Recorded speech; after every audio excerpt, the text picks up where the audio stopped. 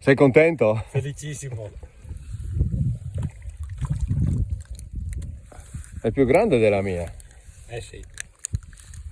D'altronde. Ecco, si è slamata da sola. L'orata del Canaon. L'hai pescata con, fammi vedere un attimo l'esca. Vieni qua che te le faccio vedere le corde. Che qui le orate si pescano